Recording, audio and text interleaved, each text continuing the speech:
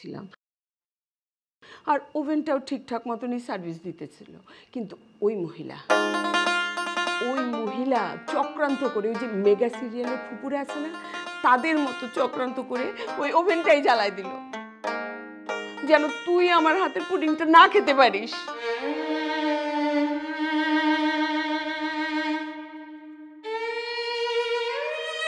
খালা, তুমি তো জানোই এই ওভেনটার সাথে আমার একটা স্পেশাল কানেকশন আছে। আমি ভালো লাগছে না আমার। আরে বাবা, আমাকে কেন বলছিস? হ্যাঁ, আমি তো সুন্দর মতো ওই ওভেনটাতে পুডিং বানাচ্ছিলাম, কিন্তু আরেকজনের যে সহ্য হবে না সেটা তো বুঝতে পারিনি। তার কারণে, শুধুমাত্র তার কারণে ওভেনটা কিচেন থেকে সোজাসুজি আইসিইউতে চলে গেছে। পুডিং না বিষ রান্না করেছে আল্লাহই জানে। এই মহিলা ধুরন্ধর মহিলা, বিষ খাইয়ে তোর সম্পত্তি হাত করতে চায়। মা, তুমি এটা কি বলছো? মানে উনি আমার আপন খালা, আমাকে উনি অনেক ভালোবাসেন। আর তাছাড়া ওনার তো টাকা পয়সা ধন সম্পত্তি অনেক আছে। বিষয়টা সেটা না, বিষয়টা হচ্ছে আমার ওভেন। এই ওভেনটা আমি অনেক দিন ধরে যত্ন করে রেখেছি, আমি নিজে ব্যবহার করিনি যে এটা নষ্ট হয়ে যাবে বলে, আর তোমরা দুজন কিনা ঝামেলা করে নষ্ট করে দিলে। আরে বাবা, তুই বুঝতে পারতেছিস না, আমি তো তোকে একটা ইউরোপিয়ান পুডিং বানায় খাওয়াতে চাচ্ছিলাম, আর ওভেনটাও ঠিকঠাক মতনই সার্ভিস দিতেছিল। কিন্তু ওই মহিলা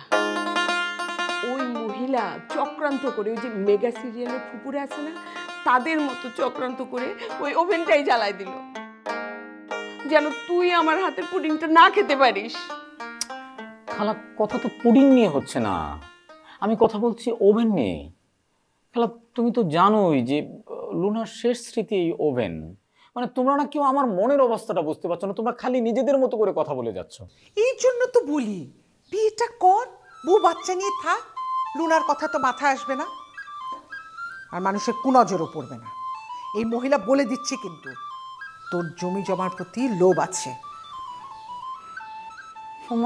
তোমাকে আমি অনেকবার বলেছি যে আমি বিয়ের সাথে আমি করবো না, আমার ভালো লাগে না, তুমি এই বিষয় নিয়ে কথা বলো না। কিন্তু বিষয় সেটা না, বিষয়টা হচ্ছে আমার ওভেন।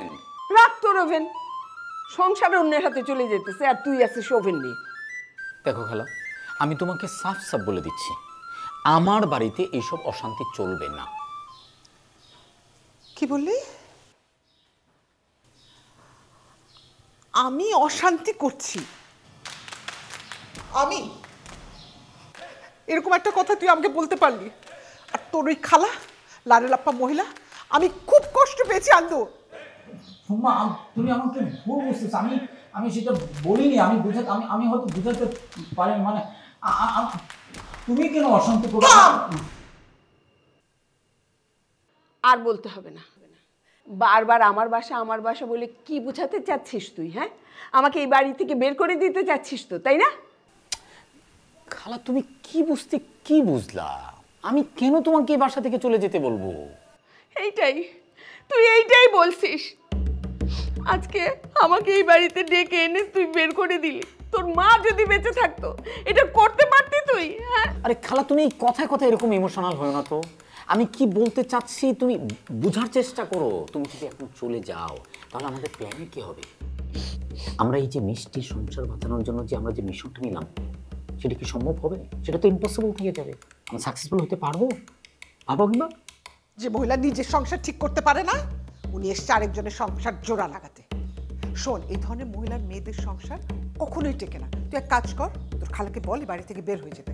আমি কটা দিন থাকতে এসছি, একটু শান্তিতে থাকি, নাকি আমি চলে যাব? শোন, আমি স্পষ্ট করে বলি, এ বাড়িতে না হলে ওই মহিলা থাকবে, নাহলে আমি থাকবো। এটা কিন্তু আমার শেষ কথা। কি তাকিয়ে আছিস কেন? ঠিক আছে, তুমি থাকো, খালা থাকো, তোমরা দুজন থাকো আর ঝগড়া করো। এখন তো আমার ওভেনটা পুড়িয়েছো, কয়েকদিন পরে দেখবো যে এই বাড়িটাই তোমরা জ্বালিয়ে দিয়েছো।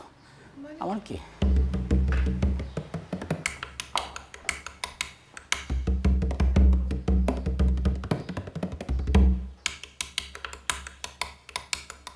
হ্যাঁ তাই তো। এখন তো খালা পর হয়ে গেছে, খালা কুটনি, খালা ঘসুটি বেগম, খালা সংসারে আগুন লাগাতে আসছে। সামান্য পুরানো ওভেনের জন্য এত কথা, হ্যাঁ এত কথা, ছি ছি ছি ছি ছি ছি। আয় মিষ্টি, মিষ্টি, মিষ্টি গাড়ি রাখ, আর কাপড় চোপড় সব গুছায় নে। আমরা এই বাড়িতে থাকবো না, আর এই বাড়িতে আর থাকার উপায় নেই। যে বাড়িতে খালার থেকে ফুপুর দাম বেশি, সেই বাড়িতে এই রেখা আর রেখার মেয়ে থাকে না। আমি আজকেই চলে যাবো, আজকেই।